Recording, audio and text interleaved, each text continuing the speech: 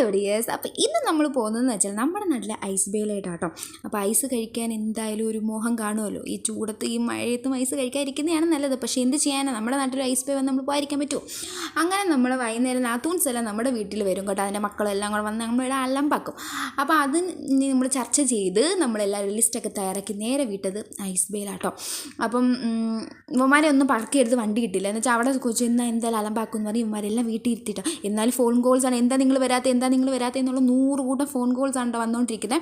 അടിപൊളിയായിട്ടുള്ളൊരു റൂമാണ് കേട്ടോ നമ്മുടെ ഐസ് ബേയിൽ. അടിപൊളി പിക്ചേഴ്സാണ്, നല്ല നല്ല കാറ് വണ്ടികളൊക്കെ അവിടെ വരച്ച് വെച്ചിട്ടുണ്ട് കേട്ടോ. അപ്പോൾ നമ്മൾ അവിടുന്ന് 2-3 ഐസൊക്കെ കഴിച്ചിട്ടാണ് സമാധാനത്തിനാണ് നമ്മൾ പോയത്. അവിടെ ചെന്ന് നമുക്കൊരു ഐസൊന്നും കിട്ടത്തില്ല. അപ്പോൾ ഓരോരുത്തരുടെയും കുടുംബത്തിൻ്റെയും ലിസ്റ്റ് തയ്യാറാക്കി കേട്ടോ ഞാൻ വന്ന് മേടിച്ചു. അല്ലെങ്കിൽ എനിക്ക് തന്നെ കൺഫ്യൂഷനാവും. അപ്പോൾ നമ്മൾ പാലട ബൂസ്റ്റൊക്കെ അങ്ങനെയുള്ള ഐസ്ക്രീംസൊക്കെ വാങ്ങി നമ്മൾ വീട്ടിൽ ചെന്നപ്പോൾ എല്ലാവരും കാത്തിരിക്കുകയാണ്. അപ്പോൾ നമ്മൾ ഐസൊക്കെ ഒരുമിച്ച് കഴിച്ച്. വീഡിയോ ഇഷ്ടപ്പെട്ടാൽ like and share and subscribe.